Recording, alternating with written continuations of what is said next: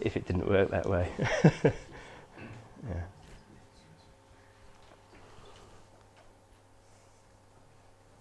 Right, building the unit. Can everybody see roughly what's going on there? Yeah, good. Right, here's at the top here, these are a few of the older units. I think that's a Kobo Mini there. You can see there's an array there of 4 contact points. That's the soldering that needs to be done at the Kobo end. And there's a Kobo Touch, slightly different layout, but again, there's another 4 contact points. Here we've got a sky drop. With a sky drop, you only need 2 wires instead of 4 wires coming in. And this is one of the new Kobos, and unfortunately they've put the serial port at one end and the wide end of the Kobo where you'd want to mount an instrument on the other end. So unfortunately with the newer Kobos you need to drag the wires along the length, which normally isn't a very good idea, because we had some problems on the older ones where people have had wires trailing across the board and it would pick up electrical noise, which was giving intermittent GPS signals. And I've worked on quite a few where we've managed to correct them self-build simply by just taking the wires and moving them out to a more sensible place and having unnecessarily long wires. What's the 5th wire for the when you put the blue fly chip on?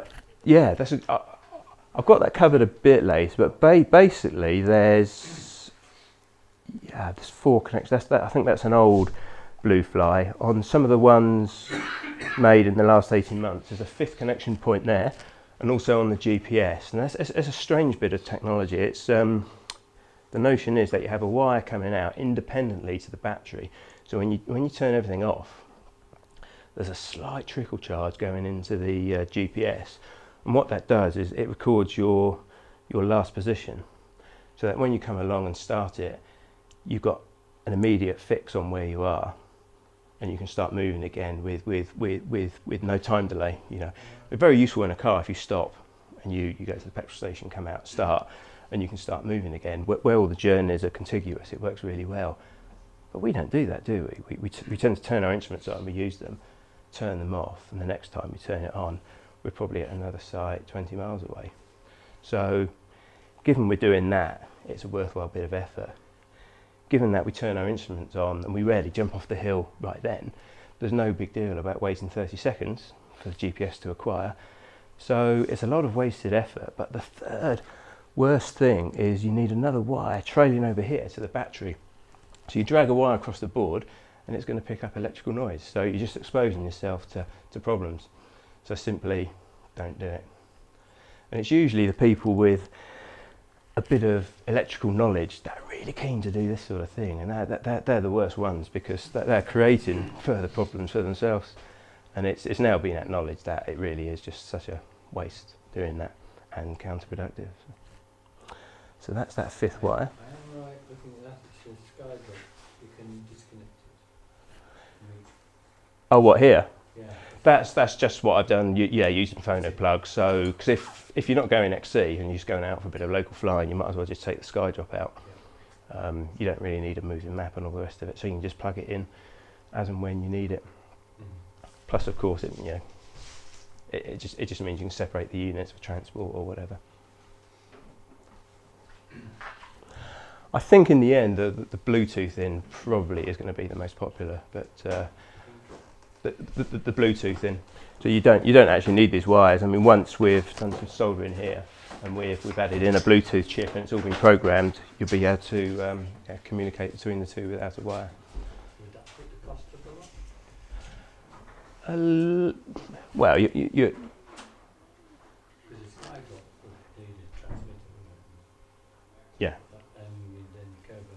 Yeah, the chip won't cost a lot. That'd just be £5 or £6, and time and effort to program and solder in.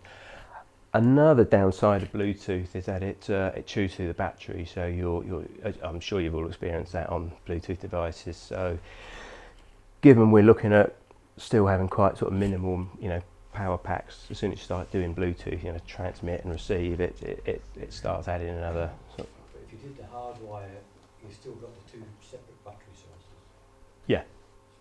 Kobo runs on its own, and Yeah, I think the Sky Drop, I think it runs for something like 7.5 amps. with Bluetooth, but it runs for some. Not without Bluetooth, 7.5, and with Bluetooth, it's. I've been getting 12 upwards. That's what they quote. Yeah, there's that whole series, isn't there? But I've been getting upwards of 12 hours without Bluetooth. But also the Kobo goes right up when you don't have to power like a blue fly, and that'll run for about 10 or 15 hours. So all of a sudden you don't have to worry with additional battery technology. You know, you've got. And is the Sky Drop charging just the same? Yeah, there it is. There, if there's the hole there, and it just ties into the mini USB.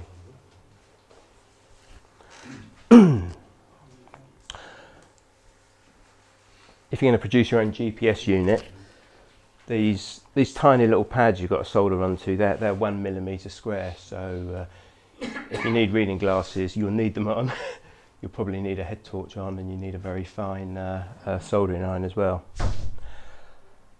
Likewise, on the Sky Drop, you're in proximity to a few other components there, so you're probably going to want to take care. In fact, you need to go to the other side, because you are just too close to things that might go wrong here. So it's all doable, but you just need to take care.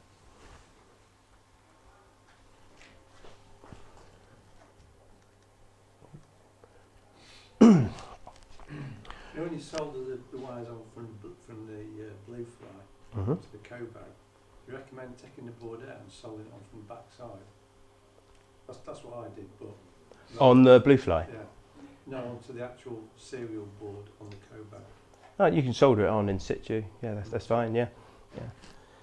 Yeah, on the they're quite large. I mean, I still manage to use a slightly larger head on those. It's there's lots of free space, and you're not in proximity to components, so it's unusual for people to get that wrong. Right, self-build. What can go wrong? It's this term brick in a unit. When you're some people, when doing the techie things, when connected to a computer, sometimes it can go wrong and the Kobo won't work. You haven't completely killed it. What you've killed is just the contents of the SD card inside.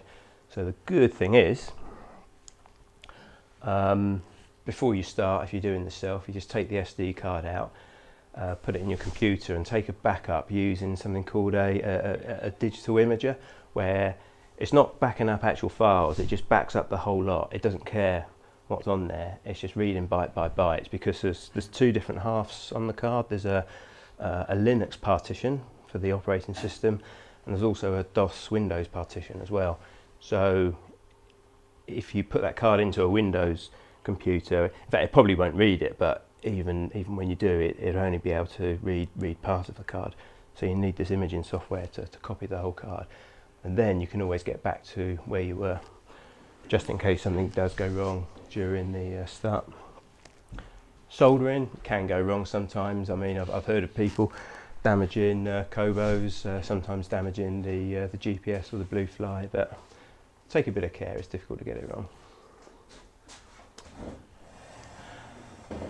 Right, getting a reliable unit, after the first sort of 12 or 18 months, something we found out, when you get a new unit, you really must connect to your Wi-Fi. As soon as you connect, it'll just go away, and it'll spend about between 1 and 2 minutes going off and doing a firmware update, where it connects to kobo.com, it checks you've got the latest release, and then it sits there and does an update. Without that, especially with the older Kobos, your unit would be as of the first ones back in 2011, which means that any bugs that were fixed since then won't get eradicated. And there's one on the Mini where the Mini does actually freeze under some circumstances, and that's sorted by this firmware update. So if you've got a freezing Mini, that could well be the problem. So you need to get hold of a card with the original Kobo software on, put it back in, do an update, and then put your XC card back in. Keeping the wire short, quite a simple, obvious ones there. You know, don't have them dragging around the board. I mean, for most devices, just a minimum 5 centimeters is enough to join the instrument to the port inside. This one we mentioned earlier, the fifth wire, always supplying power to the GPS. Just don't worry about it and just spend the onerous 30 seconds letting your GPS acquire. It really isn't a big deal. This was quite a big one. Instead of using the ground port on the Kobo, just simply route the wire to one of the PCB screws. The ground port is connected to the wider copper PCB, which makes it really difficult to solder because the heat just keeps on being wicked away. So those PCB screws, they go into that same copper, so you can just simply connect it using a simple screw connection. But sitting behind it all, I mean, you're never on your own with this game. I mean, there's a really active worldwide Soar forum where you can sort out just about any problem. And also it started off UK centric, but I mean, that's now got users from all around the world, and there's probably 400 or 500 people on that. So I don't think I've ever seen a question that hasn't been answered on either of these forums, so you can get anything sorted basically.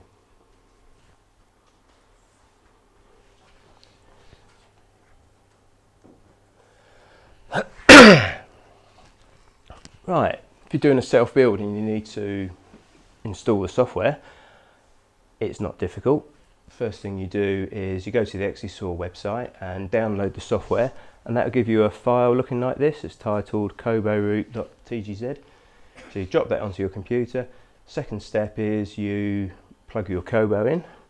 When you plug it in, it just appears there as a device, so like it's sitting there. And then you just take your mouse and you drag and drop that file into that directory. Cleanly eject, unplug it, and it just goes away for about a minute or two, installs, and that's the installation done. So there's no great technical feat. It's all very quick and easy. The worst thing you can do, and in fact it's usually technical people that are the worst ones. They see this and they think, oh, what's that file? And if you look inside, there's loads of other different files, a bit like WinZip, you know, where you can pack loads of files into one consolidated file. And they think they have to start unpacking it all. And of course, as soon as you do that, you're not going to be able to install it. So it's just simply download that, dump it into .kobo, let it go away, and it installs. Likewise with maps and waypoints and airspace files, you've got the same Kobo here connected.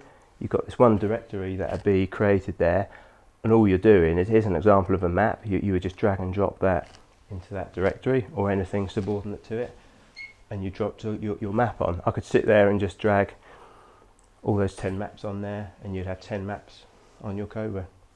And likewise with waypoint files or airspace files.